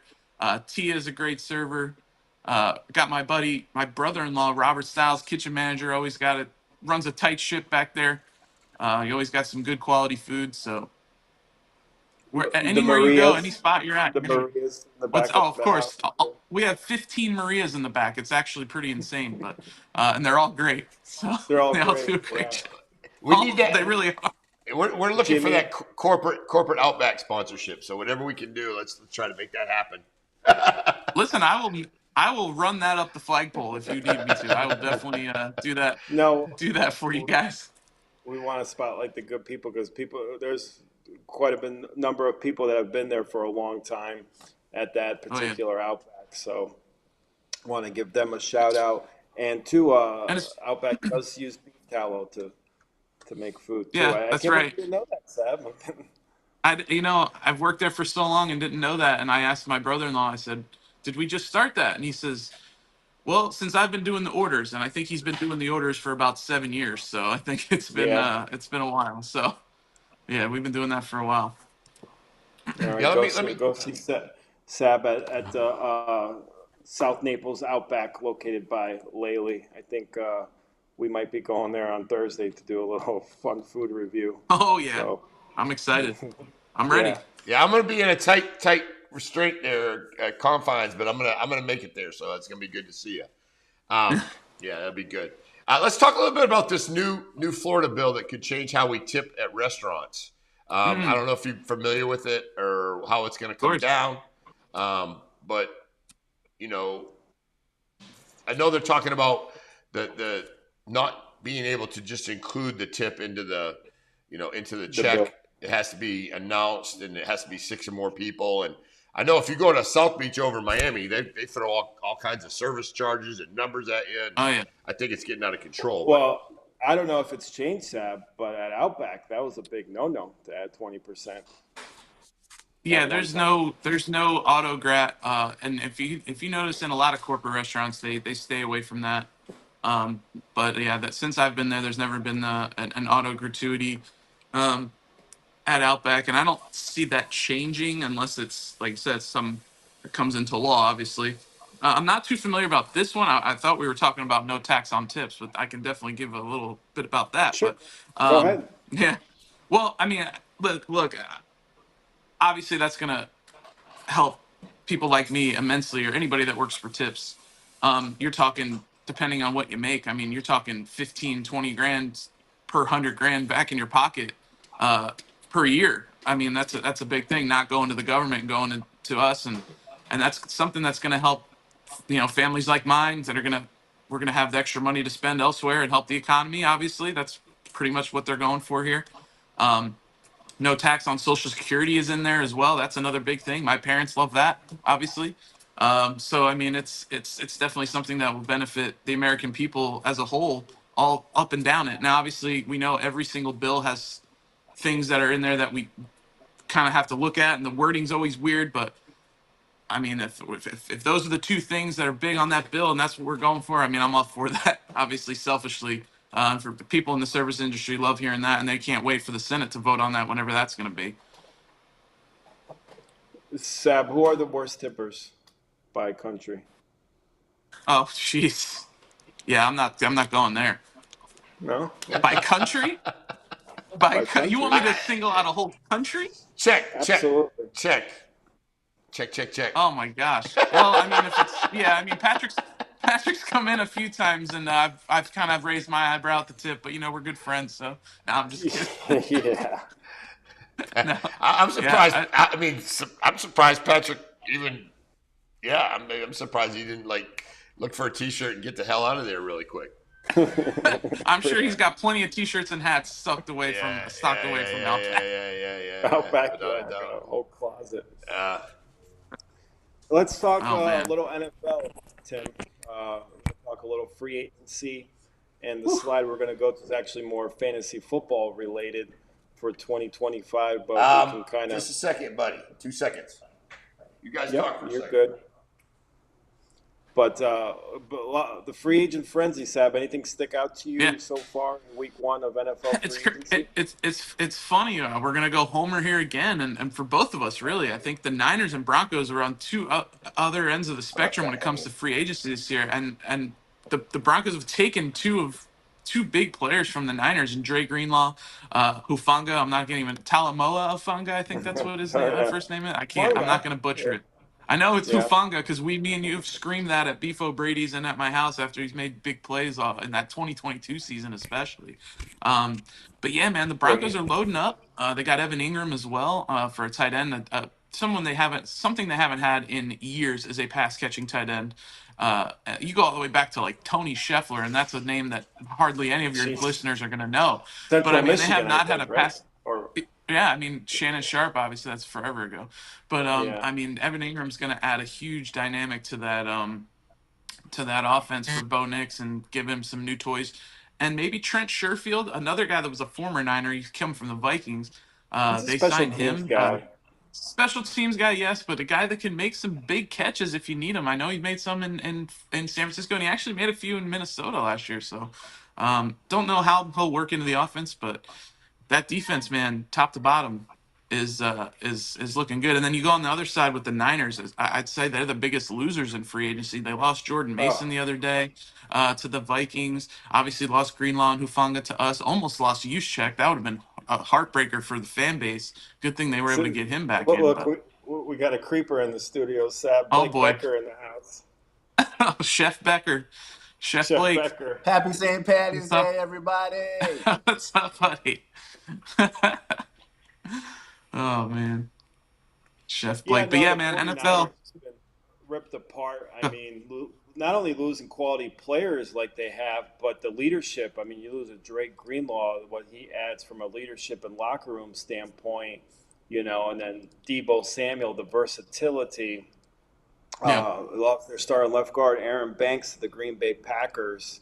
And then the guys that they had to cut to, like Malik Collins and Leonard Floyd, Hargrave. I mean, that team's just been ripped apart. But I'm happy for your Broncos. They're definitely headed in the right direction. You obviously got your quarterback. Really great pickup. Tim, can you put that slide back up for the fantasy football? I want to talk about from a fantasy football standpoint, because one jumps out to me, Sab.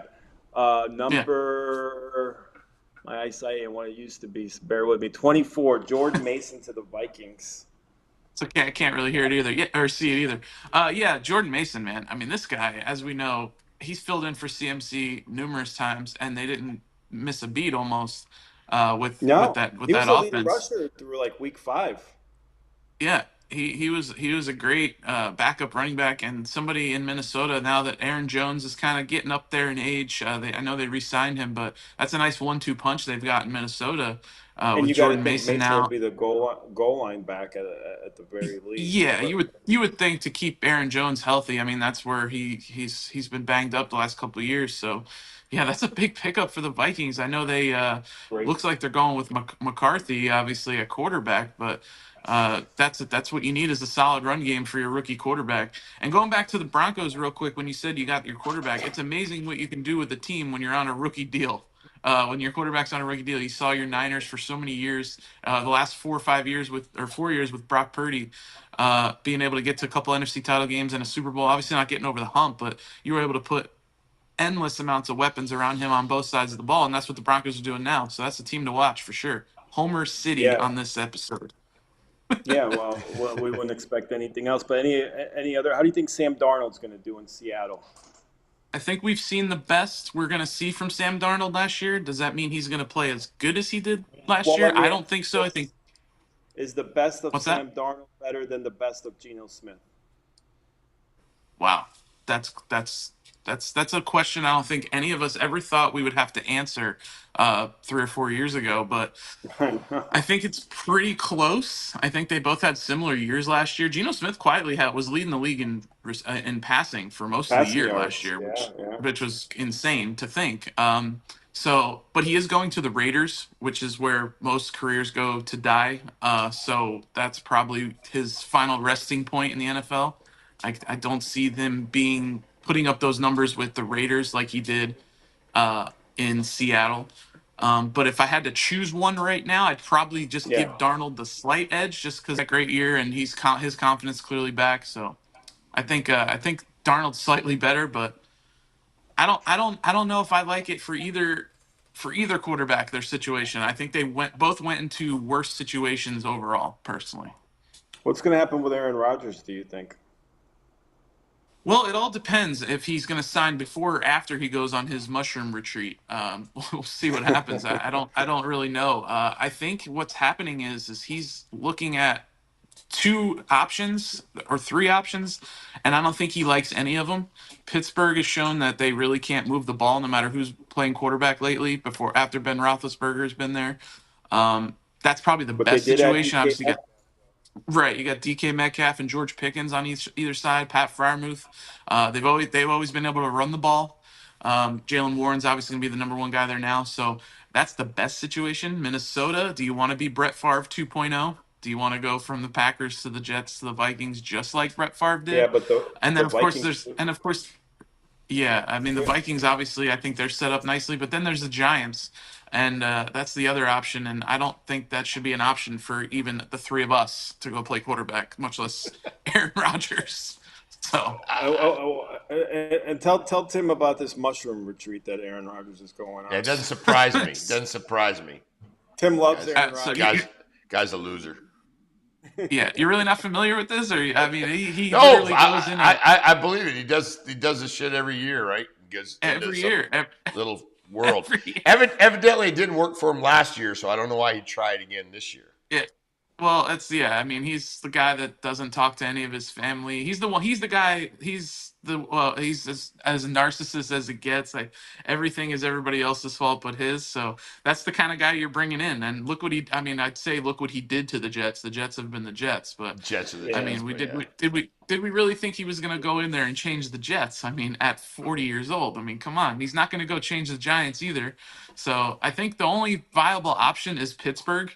I think it's a matter of time, but I think that both parties are going to leave, and by week 9, week 10, go, when is this going to be over? I think he's played his last significant downs. And, in the and, NFL. I, and I don't think Tomlin's going to.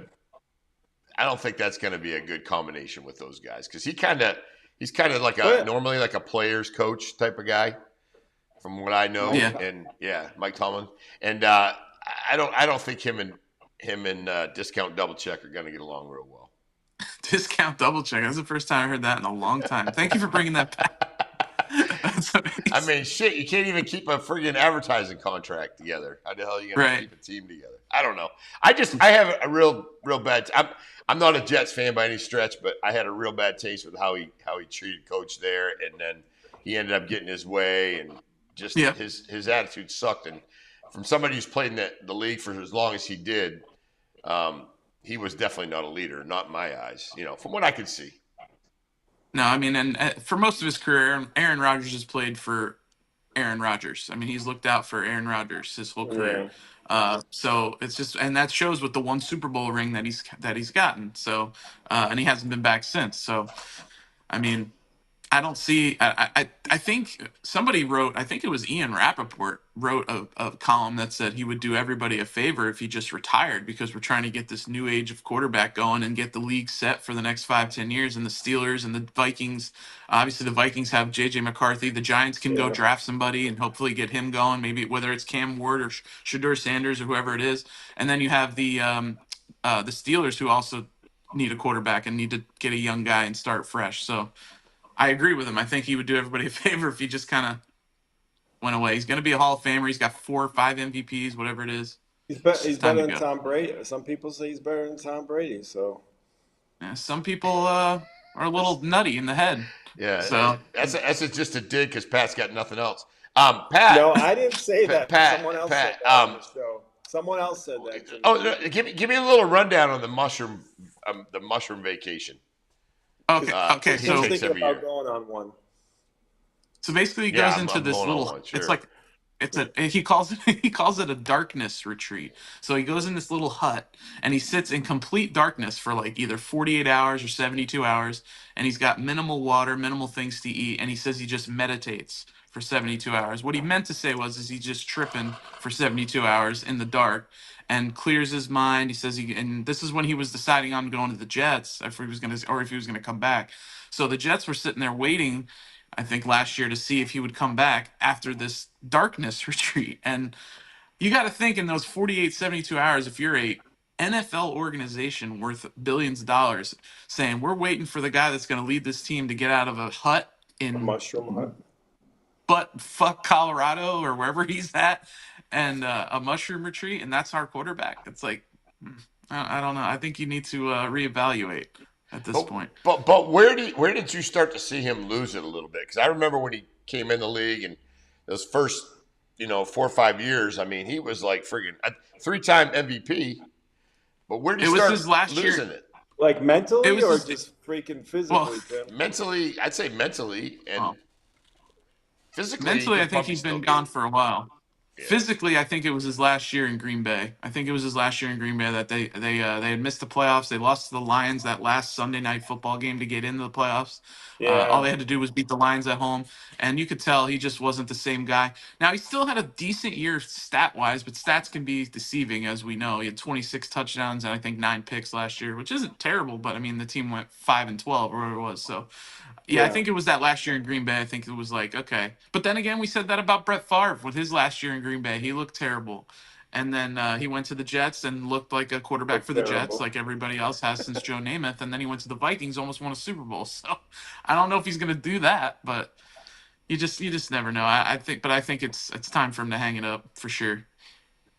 Yeah, no, And interesting. Chicopee, the Bears, I think, I don't know how you feel, Sab, but I think the Bears are definitely headed in the right direction. They're building a pretty exciting young team, getting Ben Johnson as their head coach, huge home Yeah, run.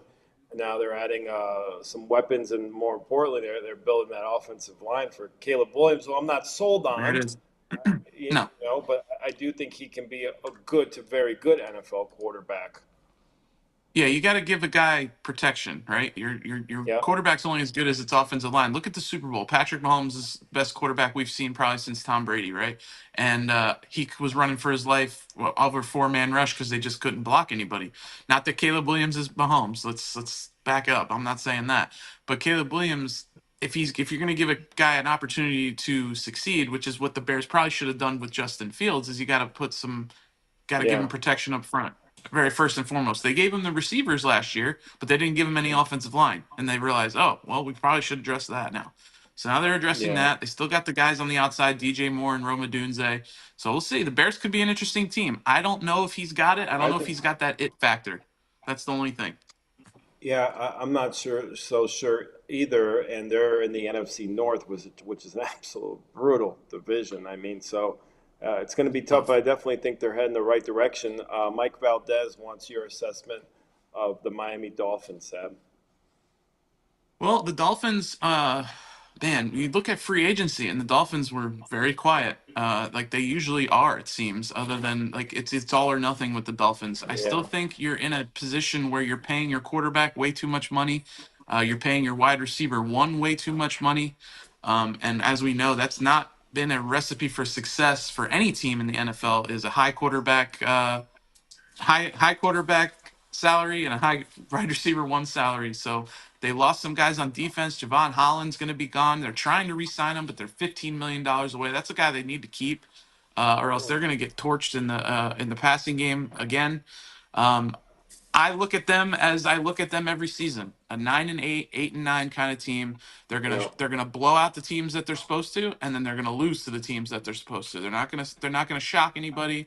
Their coach's record against winning teams is like 1-19 in the last 3 seasons. Like it's just really. not good. They just can't get over that hump, and they haven't been able to since Dan Marino. And even when Dan Marino was there, they couldn't really do much. So they're the only team this century that hasn't won a playoff game. I mean, you're talking about some bad teams out there, and the Dolphins are the only team this century not to win a playoff game. Something's got to be done. I think it's ownership, personally. Usually you look at the Cowboys over the last 30 years. What's been the common denominator? Jerry Jones. I think it's the same thing in Miami, whose owner's name is totally escaping me right now, but I can Stephen see his Ross. face. There it is. Thank you.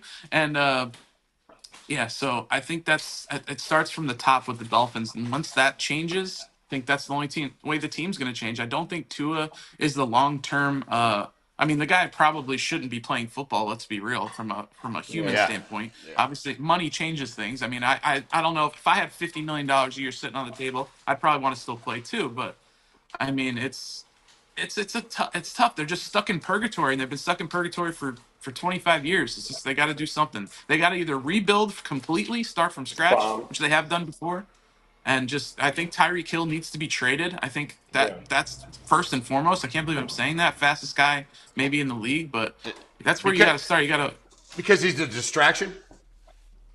It's not so much the distraction thing. It's just like I said, you can't pay. It's hard to pay that much money. I mean, granted, now that you look at the Jamar Chase deal, he's not getting that much, but this is just when they're hurting in other aspects like the offensive line or on defense.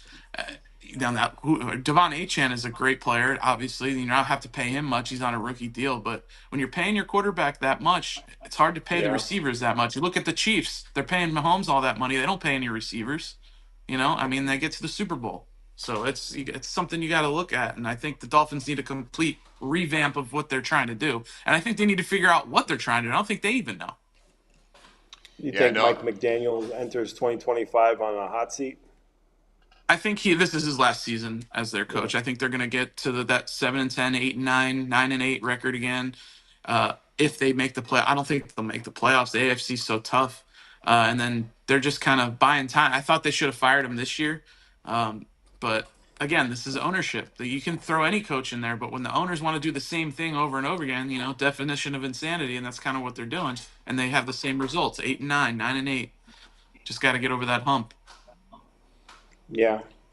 Want to talk about the draft a little bit. What do you think of Shedeur Sanders? You think he's the real deal, or he's overrated? And we're gonna correlate that into some that slipped me. I didn't see this till this morning doing some show prep for the show. Marshall Faulk is the running backs coach at Colorado. I didn't know I that. saw Yeah. that. Yeah, I saw that the other day, and I saw a clip of him talking, and boy, he looked out of place to me. I think it's something that obviously you got to get used to. He never coached before. I don't think he's ever coached before. I don't think so. He was on TV. Yeah, he was on TV for a while. He was on. Yeah, I think he's a. Shedeur, as far as Shedeur goes, I think he's got the talent. He's got the raw talent. That's for sure. Is it just going to be? Is he a guy that can be coachable? He's only been coached by his father at the collegiate level, and that's no matter how you slice it. That is not normal. I mean, if my dad's coaching me, my dad's going to favorite me. He's going to do things that he knows. He's not going to put me in too many situations I don't like to be in because he wants to see me succeed, right? But is he going to be able to be coached by somebody that's going to be able to push him and get him to that next level? I think he's more than capable. Do I think he's going to get there? I'm kind of 50-50 on it, back and forth. I think Cam Ward is the better option at quarterback in this draft. But Shedeur definitely has the talent. It's just, does he have it up here, and can he be coached? That's where I think it lies. I just think you're going to end up in a situation where he's going to be Hollywood, and he's going to be the preseason. He's going to play well. He's going to play well up front, and then his confidence is going to get up, and then he's going to take that one hit. Can he get back up? And Colorado's not exactly a place where they're playing crazy talent every week. No. So it's going to be interesting. I don't know. It's a wait and see with Shedeur. I think Cam Ward has it. He's definitely confident. Played at Miami. He definitely has the intangibles. I think he's a guy that's, if the Titans wanted to pick him first, I think it's definitely a good pick. Shedeur is just a wait and see. He can fall as far as 25 in this draft, or be as high as 6. Which are probably the best thing that could happen to him. Fall back in the draft, go to a proven franchise, sit for maybe 2 years, and then come in. As opposed to Cam Ward, you go to Tennessee, you're set up for failure as soon as you're drafted. I mean, do you think Cam Ward's going to have much of a chance to succeed in Tennessee? Not as if things stand right now. So I think that's the best thing that could happen to Shedeur.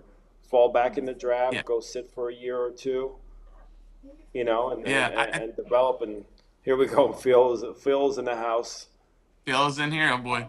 Savvy is live, he says. Ward, what's up, Mark? Cam Ward will get eaten up in the league. You can't just run around in circles. He's definitely not going to be able to get away with some of the things he did in that powerhouse ACC football conference. That's for sure. He's a Miami guy. Watched all the Miami games, so he knows. Yeah, so am I. I'm not sold on it. Right. That just shows you how weak the draft is from a quarterback standpoint. And then speaking with Shedeur too, it's interesting, because you see him driving a Rolls-Royce SUV and all these deals and money he's getting. Do you think paying college athletes is a good thing? Well, you look at Caleb Williams too. He comes into the NFL, what, $13 million in the bank, whatever it was, and I don't think it's I think it's right. Yeah, well, that's another story. I think it's something that needs to be structured. I mean, I don't think there's really a structure. I mean, these guys, they're able to throw as much money as they want at these guys to come to these schools. And you're looking at these players and they're thinking, well, I can stay in. Now, the one thing it is doing is keeping kids in college for a couple more years as far as college sports go. I mean, they're not exactly going to class. But, I mean, that's the one benefit. But I think, yeah, right. Of course. I think it's something that needs to be structured. I think they're going to end up having to put like a cap on these schools, because otherwise these mid-majors, these teams that are like maybe on the bubble in these big conferences are never going to be able to get over the hump when everybody like the Alabamas, the Georgias, the Miamis, the Floridas are able to throw more money at them. It's tough. So it's definitely leaning towards that 5 big conferences like I know they've been talking about for 10 years that they wanted to get to, and throwing 10 to 15 schools in each one, and then that being the Division I. But I don't like it's definitely something that needs to be structured. They need some structure on that. It's basically the SEC and Big Ten is where it's headed. Those are going to be exactly. That's pretty much it. Yeah, and they're head and shoulders above everybody. Hey, Timmy G's back. I'm here. I'm just watching this guy trying to drive in front of the office. He's about ready to smash through the window of my studio. I'm like, boy. This guy's. Yeah, I'm like. Blake's still here, Tim? No, he had to take off. So yeah, I'll be back. Oh. I'll be back. Yeah, yeah. But Sab, We got some more from you Mark. can tell Tim that Timmy Gino, he also plays running back for the 49ers. You want to tell him that Oh story yeah, real quick? Tim, you had I mean, you're third string on the 49ers, and you came in there just absolutely with no regard, just taking guys out. I mean, Tell him that story in the group chat and how how important so it we're is. well from what I remember, it was obviously his name is Isaac Guerrendo. He's a running back for the Niners, Gorindo, yeah. and I don't know if it was me first that said it or maybe it was Pat. I'm not sure, but I was like, Tim Guerrette is having a game right now, and we just started dying. So now the name is just stuck. We call him Tim Guerrette. That's funny. That's funny. Yeah, one of us is going to draft him in fantasy next year, and we're going to say Tim Guerrette, and everybody around us is going to TG in go, the house. TJ in the house. Tim, you're going to be drafted in fantasy football. Yeah, that's good. That's good. No, but no. Hey, that's good. Good, all good stuff, man. I love the sports aspect and bringing this stuff up, and I can't wait till the season gets rolling. I mean, baseball is kicking in, and we're excited about that. I'm not a huge baseball watcher, but when it comes to the playoff and the World Series and all that, it's great. But yeah, and that's basketball. Me too. I'm a Yankee fan. I'm a Yankee fan, but I don't really start watching until September, October. Yeah. And two, real quick, I forgot to mention, Sab, what's the greatest high school in Collier County football, Collier County history period? Great. What's that? Say that again. Best high school all time, Collier County. Best high school all time? Yeah, just high school in general. LHS, baby. Black and orange. That's Kidding right. me? Oh my God. Yeah. Kidding me? Listen. Tim's a Real quick guy. about Laley. Hold on. Merv Ward. Merv Ward, baby. Andretti. One thing about Laley, real quick, and it's non-sports related. When I went to high school, and I don't know how it is now. Obviously, I'm well removed from high school. I'm 20 years this year, by the way. That's scary. Not gonna ask how long it's been for you guys, but so at Laley, it didn't matter where you were from, what walk of life you were. No. Everyone was cool with everyone, and it was something that I didn't realize until about 5 years down the road. And I was like, man, I had friends from everywhere. Everybody saw there was never fights, nothing. I don't know how it is now, but it was. No, Laley had the best kids. And that's very good blend. Yeah, and that's why I really speak about Laley the way I do. Do you remember all the flags that were hung up in the hallway from the different countries? The kids were from, and like you said, it was just you had every type of nationality, and everyone got along. It was fun. Of course, here and there you're going to experience something, but overall, it's just a great high school from a multicultural standpoint, and the greatest sports family in Collier County history also went to Laley, the Paul family. I know Tim won't argue with me about that. No, the Paul family are great. They're wonderful. I mean, yep. I had childcare class in 9th grade. I had childcare as one of those things. He was like, I need whatever. And Stephanie Paul was in there at 4 years old. That was probably the best class you ever took. It doesn't matter. It was awesome. What year you went to Laley in the last 30 foot? There was a Paul at Laley at some point. Yes, exactly. Yeah, there was a Paul there for sure. Yeah. Marco's very diverse population down there. Yeah, right. Yeah. the one that's really not. I will tell you this: way before you guys' time, I was a deputy at Naples High School. So I was a deputy there from 1992 to 97. Oh. And back then, there was only 3 schools. You had Barron, and besides Immokalee, you had Barron, you had Naples, and you had Laley. And then there was no Golden Gate High School. There was no Gulf Coast, Palmetto, none of that.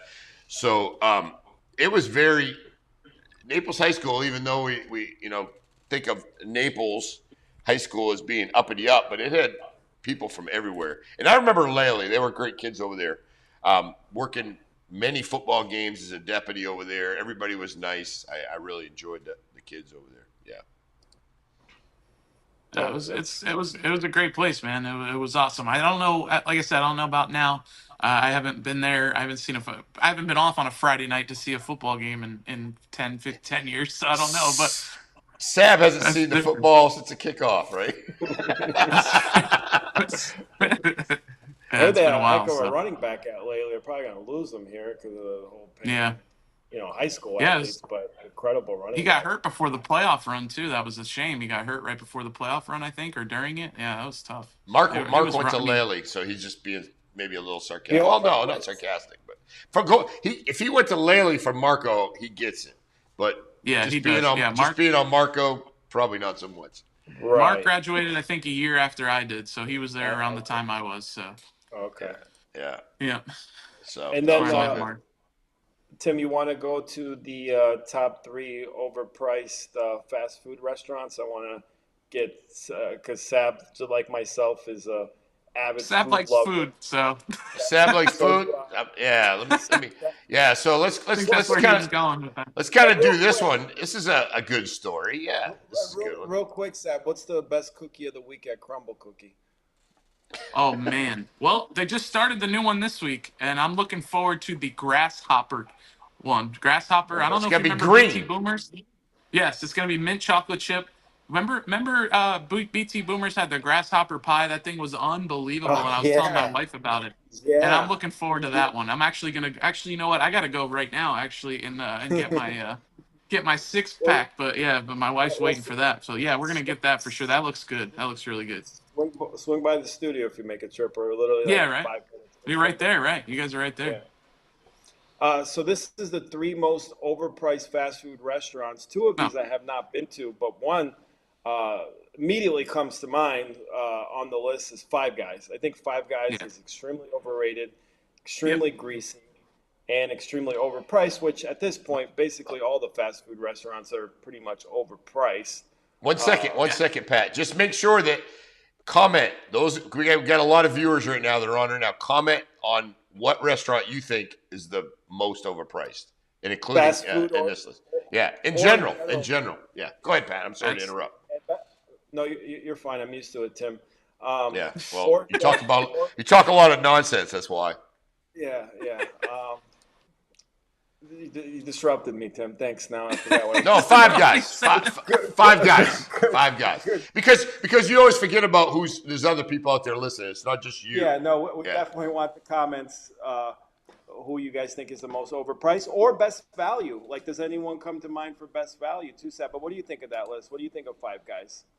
I think it's a no-brainer as far as overpriced. I mean, you go to Five Guys, you got to decide it when you go into Five Guys. You either just paid rent, or you have a little extra because you got to make a decision, either rent or Five Guys. So it's usually never Five Guys for me. Man, I don't get the hype. I never did. You can stack everything you want on the burger. That's cool, but you're gonna pay for it. I mean, you get done with the burger and you're in your cart and you go for the pickup order. And by the way, this is like 6 months ago since I've had Five Guys. And you got the burger done and you're at $15.47 and you haven't gotten the fries yet. You haven't gotten the Coke yet. Like, you haven't gotten anything else. So it's like, I don't really get it. And I don't think the quality of food is anywhere near it should be for that price, for sure. I'm a McDonald's guy. I'm old school, I guess you could say. It's if I do eat fast food, it's gonna be McDonald's. Really? I am. Yeah, I'm sorry to say, but that's my jam. I like McDonald's, but That's your all the favorite time. fast food? Is that your favorite? For I'd say so. Wendy's is up there too, but I think when you talk about value and listen, the key with McDonald's though is you have to get something off of your burger. So if you get like no pickles or if you get no onions, they're gonna make it fresh. They make it fresh. That's a little inside scoop. Way better. That's true. Noticed that a few times, and I'm like, all right, well, just no pickles. I like pickles, but if I want my burger fresh, I'll get a little something off it. No salt on your fries too. That's the same thing. Yeah, they love that. Yeah, they do that. Yeah. No salt on the fries. Oof. And then order the salt. Why even go? Then you order the salt, because if you get no salt on the fries, then basically they'll go ahead and give you some hot fries. Yeah. I got you. Yeah. That makes sense. sense. Little trick. Yeah. But you can't get the ice cream at McDonald's. The ice cream machine always seems to be broken or not working. That's That's what I think Trump ran on that. He said I saw some memes after that when he went to McDonald's. He said I'm gonna make what do you say? Make the McDonald's ice cream machines great again or something like that. Yeah, I don't know what happened with that. And Chickabee says that the fries at the McDonald's are McDonald's good. Yeah. fries for fast food restaurants is always consistently good. Raising Cane's, Mike. Raising Cane's. My daughter is absolutely obsessed with Raising Cane's. When she came to visit on the other coast, we went there a couple times, and we don't have one in Southwest Florida, but she absolutely loves Raising Cane's. I think it's okay. I don't really see the big deal. Yeah, I've never had it. Never had it. Yeah, they put the chicken sandwich on like a sourdough or garlic bread bun, and they got. Don't you get like that big cup of sauce or whatever it is? I always see people with that huge cup of sauce or whatever it is. They always go crazy for that sauce. I don't know what it is. Looks just like mayo and ketchup together the new, or something. Like, trendy chicken place, basically. You know how every 5 years there's like Popeyes at one point was on fire. A couple other places that don't come to mind right now, but that's the new hot one, Raising Cane's. You ever have Raising Cane's, Tim? No, I've never tried it yet, but I will say I got a little bit nervous. Pat Dearborn posted a video on Chick-fil-A, the chicken sandwich. There's a bunch of shit in it that just, at least allegedly, a bunch of shit in it that. I thought no, but you think chicken I thought he was going is going to be fairly good. I think everybody gets nervous when Pat Dearborn posts a video. Yeah.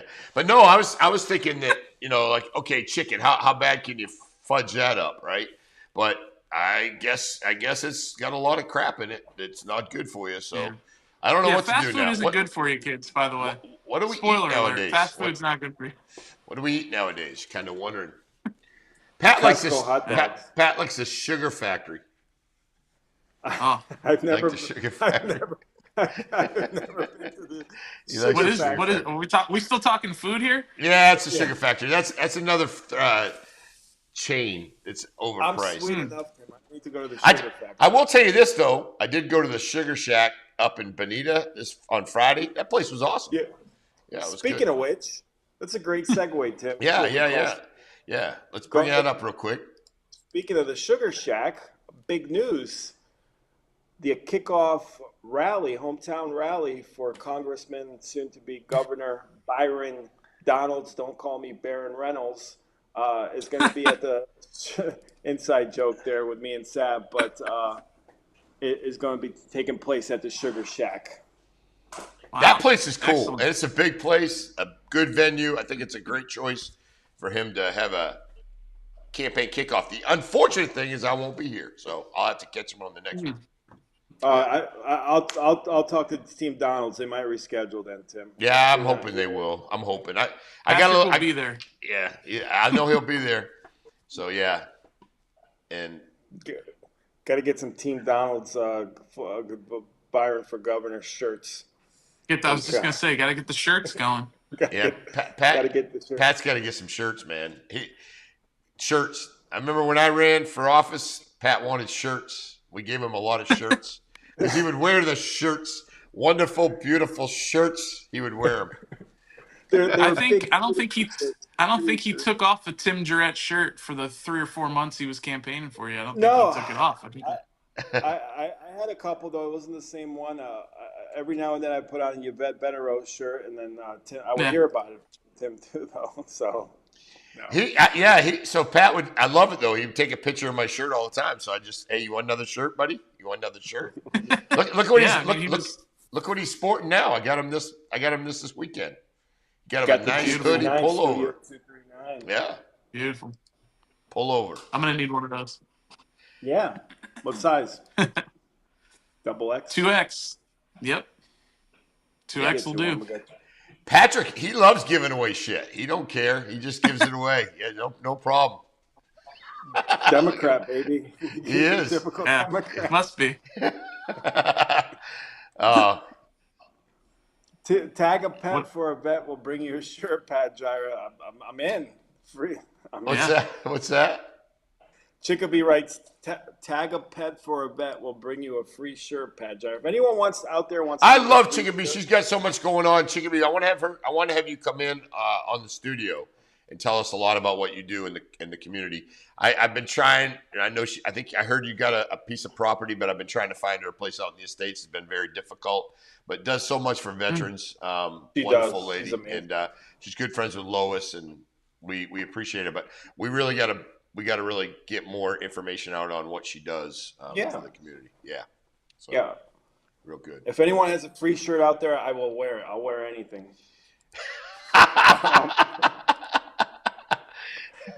It's funny because it's true. Of course, for sure. Yeah. Patrick, I won't say it on air, but we got some good ones for him. We actually got some good shirts coming up, but we have Patrick, cool shit. We don't want, Sab, different sayings. Patrick wants me to order these shirts, but I'll never see the anything that comes from it. It'll be just like you won't be able to wear anything. Just pay for it. We're gonna split the proceeds. It's like throwing it up like this. It's like throwing money up in the air. See ya. It's gone. Yeah. Pat, I got your back. I got your back. You're loaded. If anybody needs shirts made, we can do those too in the studio. Yeah. Where was Viola said Arby's fries are the best. Arby's the curly fries are. Who said that? Top notch. Arby's. Mark Viola. Arby's fries. I'm trying to find him in here. What? Oh yeah, there we go. There we go, Mark. We got you. It's hard. I sometimes can't. They go fast. The comments are coming. Good. Yeah. So yeah. At your age, he's on YouTube. Up sometimes, Tim. What's that? Well, he's got two things he's looking at: YouTube and Facebook. Oh my God! It's like Tim does a great job. Now that's where we draw the line, Timmy G. People have no idea Pat's like, whatever. Put this slide up. Put that slide up. I'm just trying to find out. I got a guy that's about ready to drive through the window at the studio. And Pat's like, hey, could you put this slide up? I'm like, I'm worried about my fucking life right now because the guy's about ready to drive through the studio.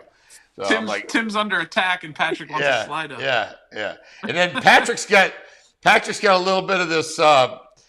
He's taking the studio thing a little far. He thinks he's in L.A. and we're slowly seeing like slow drive-bys coming at like 6 o'clock in the morning. We're like, are we gonna get shot at or what? I told him the death row picture is going to bring out some enemies. So. The death row pictures brought it up. That's what it was. But, yeah. I know Chickabee's looking for a piece of land. The problem is out in the States now, a lot of that stuff is got some wetlands on it. So we've been trying to find our spots, and, it's a little bit difficult. So anybody know anything, please get with us.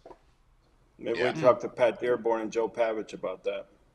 Yeah. Get them both on at the same time. Yeah, they're gonna be doing a real big search for that. I can see. I know that for a fact. They'll be right on it. We've had Joe and Pat. We've had on Politic and Jira Larry Love together. But we should bring them both on the live. For sure. 20 acres. Yeah, the live. Yeah, you found 20 acres. That's good. So hey, listen, we want to thank you, Sab. You're always awesome to have in. Swing by the Appreciate having you studio. guys. Yeah, it's always fun. Yeah, I gotta swing get by in the there studio for sure. if you get a chance. Pat just runs around, does circles with his phone. If you want to get a hold of him, you just don't have to look far. He's just doing a circle. Wouldn't expect anything less. Yeah. No, exactly. I'm trying to keep him occupied so he doesn't get off to the edge there. So he's doing good. Yeah. He's doing good. No, Patrick keeps things fun. We appreciate him. He's doing a lot. All right, fellas. I appreciate you having me. Thank you. Good luck on your brackets. Go Gators. Yeah, I like that big Gator fan stuff. Yeah, that's good. Yes, sir. Hey, hey, listen. You're not smiling. You all right? Yeah. How can I smile? Friends like you, who needs enemies? The dagger. We're rocking and rolling. We're getting ready to roll. The show we got tons of people. Sab. We are, reach to it. We are out.